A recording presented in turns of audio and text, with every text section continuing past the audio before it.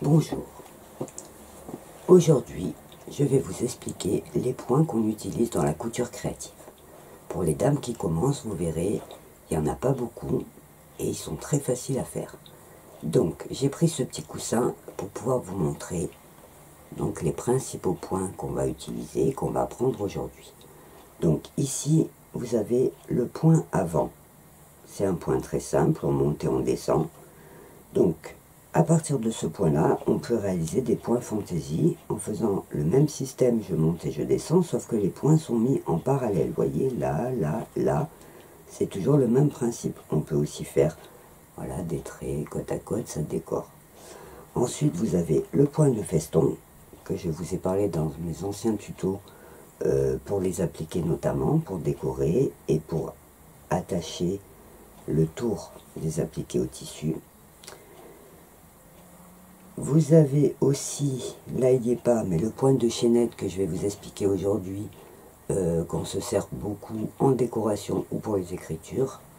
Et en fait, vous avez pour la broderie, le point le plus utilisé quand on veut que ça soit fin, c'est le point de tige, que je vais vous montrer aujourd'hui. Et vous voyez ici encore un exemple du point de feston qu'on utilise beaucoup, parce qu'il sert et de décoration, et il permet que le tissu ne s'effiloche pas. Voilà. Donc, avant de commencer les points, je vais vous montrer les cotons qu'on peut utiliser en broderie. Donc, vous avez le gros coton épais qu'on peut se servir souvent pour le crochet, même des restes qu'on s'est servi des fois pour faire des vêtements, en couleur souvent, en noir, en blanc aussi. Après, vous avez des petites bobines qui se présentent comme ça, qui sont vendues de toutes les couleurs dans les merceries, tout ça, qui est un fil un petit peu épais, qui se travaille en une fois, c'est-à-dire qu'on ne peut pas être séparé. Et vous avez le fil le plus connu dans la broderie, c'est les chevaux, qui se présentent en fait par un fil qui est formé de 6 fils différents, ce qui permet, vous voyez, ce qui permet de détacher, quand on veut faire une broderie fine, de travailler avec 2 fils seulement. Voilà. Donc là, vous avez vu tous les cotons qu'on utilise en règle générale dans la broderie. On va commencer par le point avant. Donc j'ai préparé des petits carrés comme ça, en toile blanche. J'ai écrit le nom du point. Comme ça, je les garderai, je pourrai les montrer sur mes tutos au fur et à mesure quand je parlerai d'un point. Donc j'ai aussi préparé mon aiguille avec mon fil et mon nœud pour ne pas perdre de temps. Donc on va commencer, comme je vous disais, par le point avant. C'est le point le plus facile.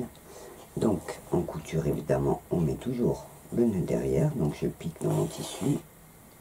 Voilà, et je mets le nœud sur l'envers. Donc pour le point avant, il suffit de piquer, on descend, voyez, et hop, on a un premier point, on remonte.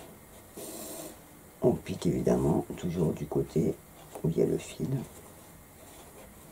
Donc on descend et on remonte. C'est un point très simple qui peut servir en décoration, qui peut aussi servir à attacher de tissu. On s'en sert beaucoup sur la feutrine. Moi je m'en sers pour border les carnets, pour décorer mes sacs. Voilà, donc on monte et on descend.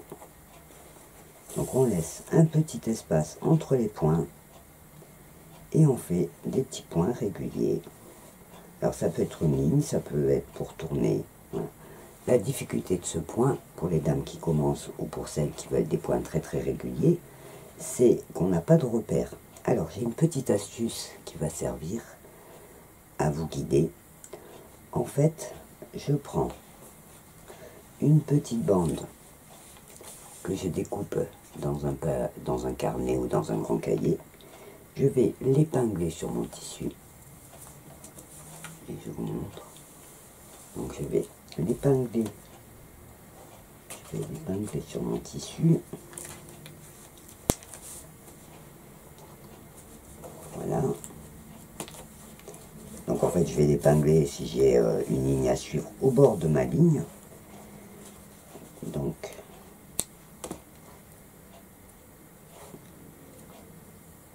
ce petit papier en fait va me servir de guide.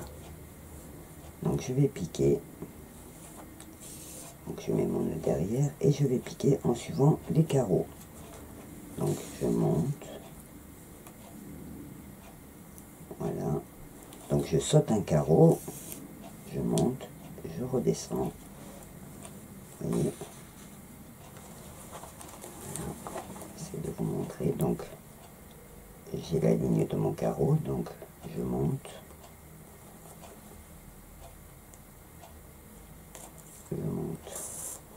et je redescends, je monte,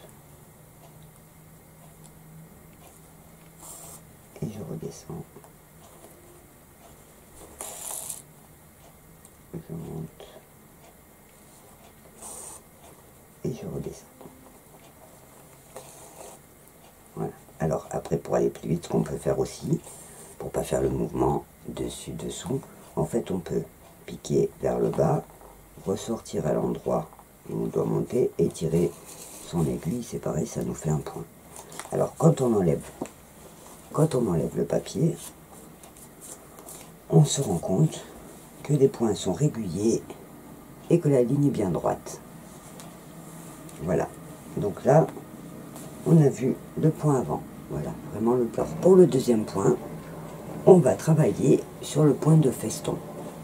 Alors, j'ai pas tenu compte des difficultés du point du plus facile au plus difficile. Hein. En fait, tous les points sont à peu près de même difficulté, à part le point avant qui est vraiment le point de base.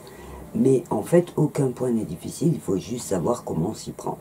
Donc, pour le point de feston, je reprends mon fil épais pour qu'on voie bien le dessin. Alors évidemment, quand on fait une broderie, quand on fait une création, en général, on choisit un fil fin pour que ça fasse un travail soigné.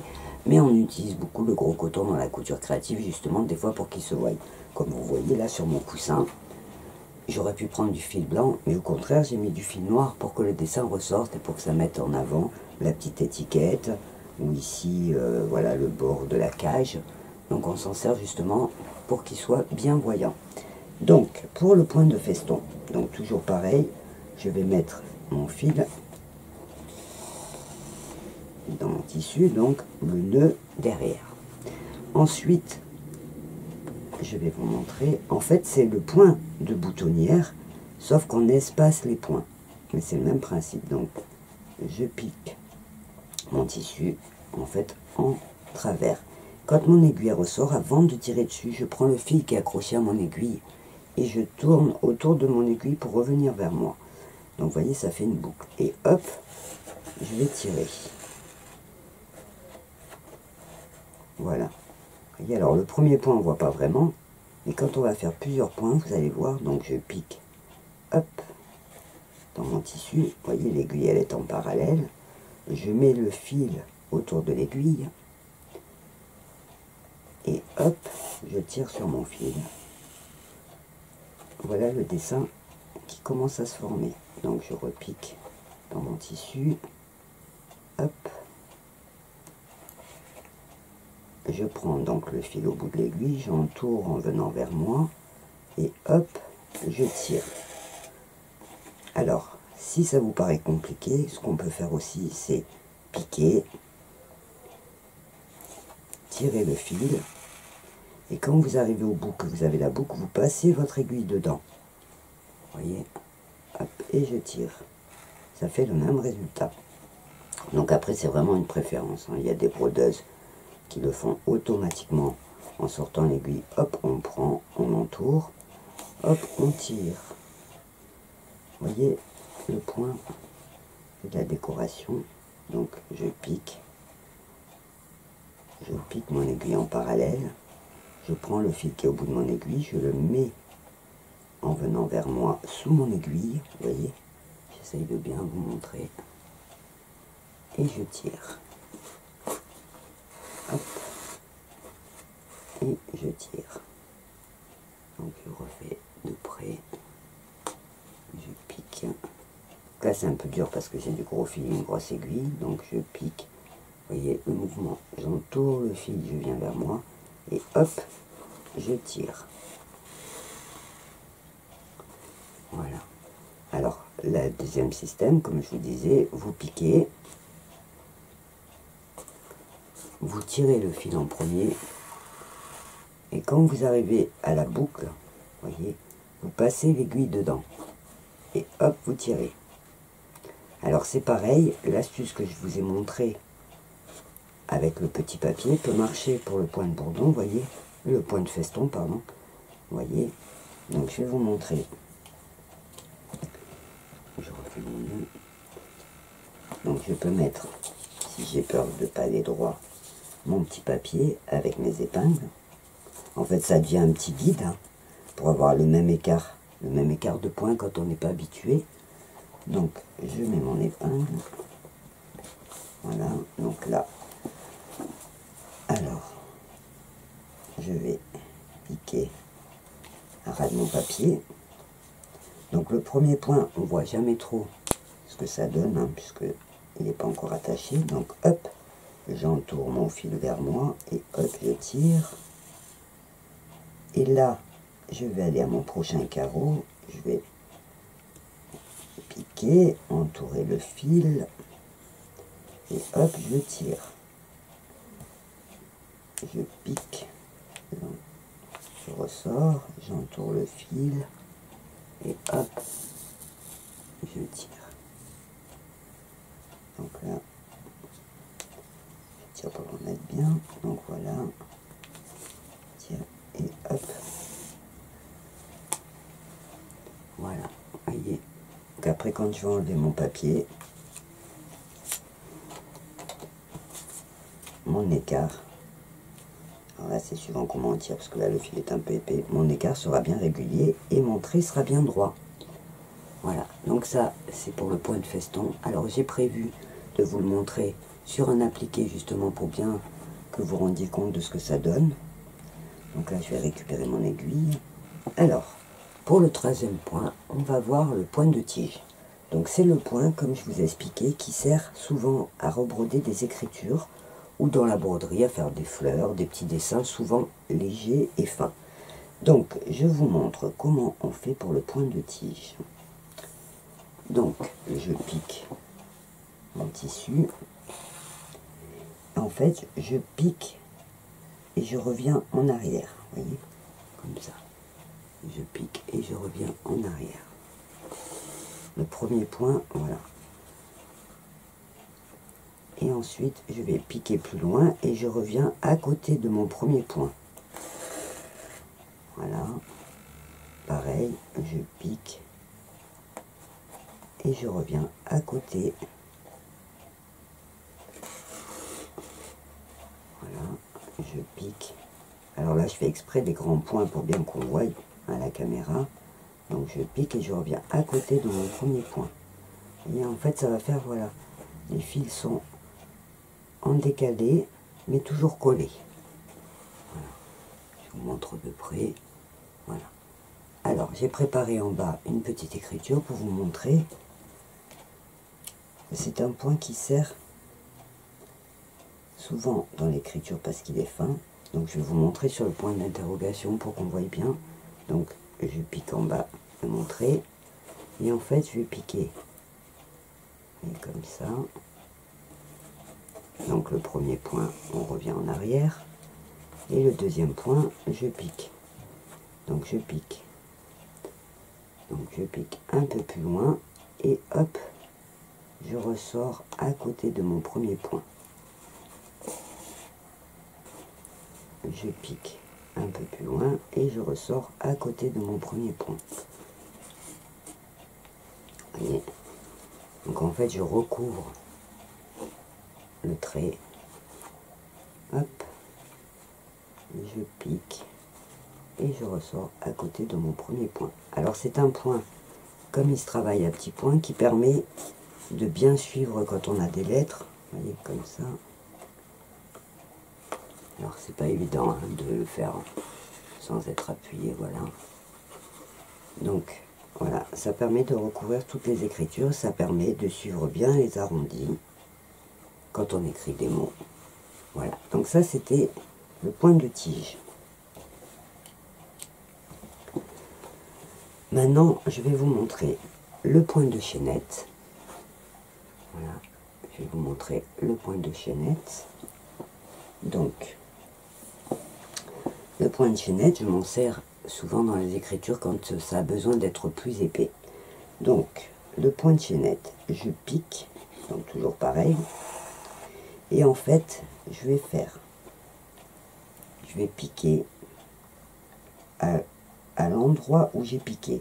Je vais ressortir un peu plus loin et je vais coincer mon fil sous mon aiguille. En fait, vous voyez, le fil il est comme ça et je vais coincer sous mon aiguille. Voilà. Donc ça va me faire en fait, je vais vous montrer, quand je vais tirer, ça va me faire une boucle, ce qu'on appelle la chaînette.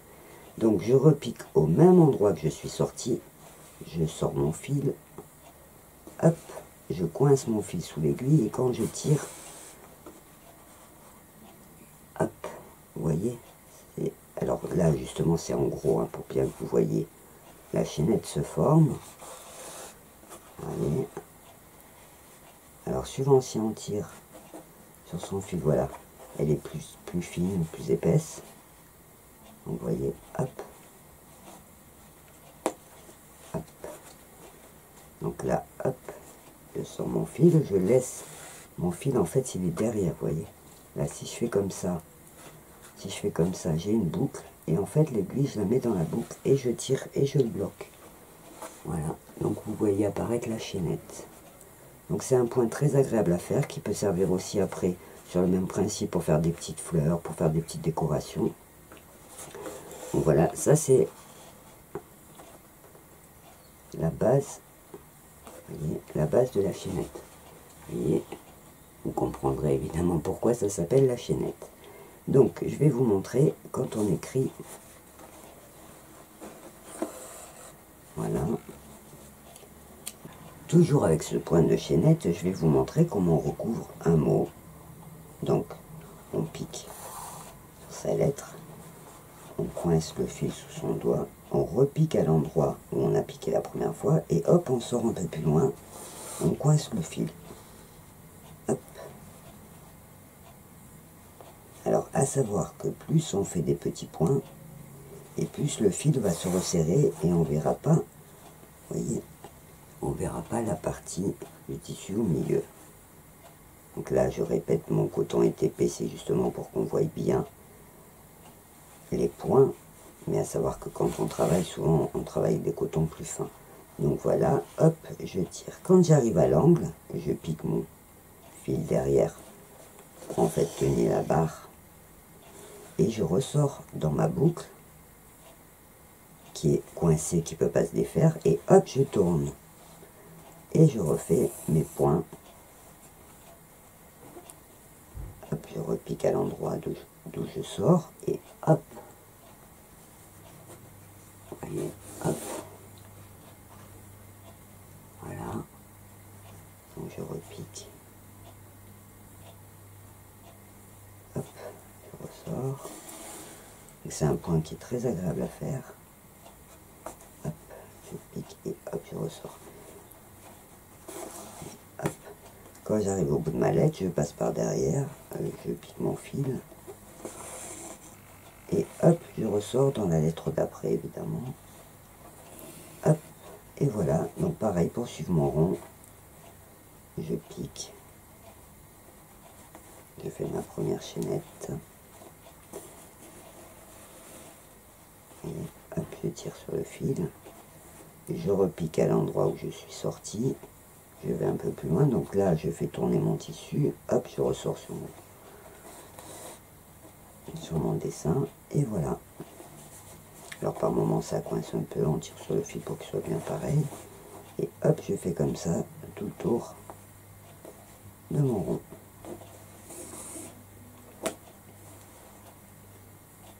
Voilà, je pique à l'endroit, alors c'est toujours je pique à l'endroit d'où je suis sorti, je pique un peu plus loin, je coince mon fil, et hop, j'ai ma chaînette qui se forme. Donc vous voyez, je fais tourner mon tissu, hop, je pique, vous voyez l'aiguille qui ressort plus loin, le fil qui reste coincé sous l'aiguille, et hop, je tire. Je fais le tour, hop, je pique. Vous voyez, hop,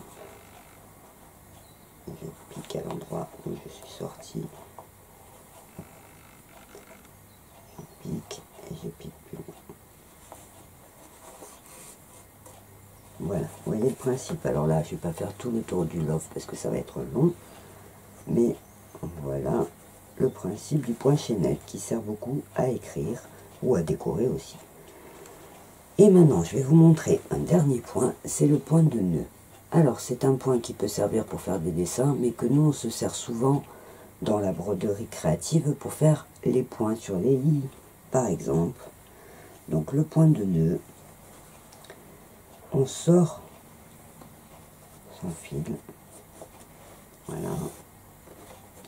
On pique juste à côté, en fait, on fait comme, mais vraiment le plus proche possible, on pique à côté, on ressort. Et là, avant de tirer son aiguille, en fait, on enroule son fil sur l'aiguille. Donc, si on veut que le nœud soit épais, on entoure plusieurs fois. Donc là, avec le coton épais, je vais faire par exemple 3 tours. Donc, je compte un tour. Vous voyez, on le voit sur l'aiguille. Un tour, 2 tours, 3 tours. Là, je vais tirer. Voilà. Alors, je tire. Je fais glisser mon fil. Vous voyez. Et hop, j'ai un nœud qui s'est formé. Je repique mon aiguille derrière et hop, voilà un joli nœud. Donc, je répète, je sors l'aiguille, je pique juste à côté de où je suis sorti. Voilà, et c'est petit. Bon, là, mon tissu est un peu épais, mon coton aussi. Donc, j'entoure sur mon aiguille 1, 2, 3 tours. Alors, on peut en faire 5, on peut en faire 6, on peut faire comme on veut. Ça va dépendre de la grosseur du point qu'on veut. Et donc là, hop, je tire sur mon fil. Et hop, j'ai un nœud. Alors là, dans la couture créative, c'est principalement dans les écritures pour faire des points. Mais après, ça pourrait faire aussi un point de broderie pour décorer sur un sac ou sur une création. Par exemple, faire plein de petits points comme ça, côte à côte. Donc, j'entoure mon fil. 1, 2, 3. Et je tire sur mon aiguille. Et hop, je repique. Voilà, vous voyez les petits nœuds qui sont apparus sur le tissu. Voilà. Alors c'est aussi le même système pour faire le point de poste qu'on voit des fois pour faire des roses. Mais aujourd'hui on va s'arrêter déjà à ces 5 points qui sont pour moi les points de base de la couture créative et qui vont vous permettre déjà de faire de jolies créations. Alors, comme vous avez pu le voir, tous les points qu'on a vus aujourd'hui, le point de nœud, le point de chaînette, le point de tige, le point de feston et le point avant sont pas difficiles à faire. La seule chose, quand on n'a pas l'habitude, c'est que le point il n'est pas régulier, c'est qu'on ne sait pas lequel se servir.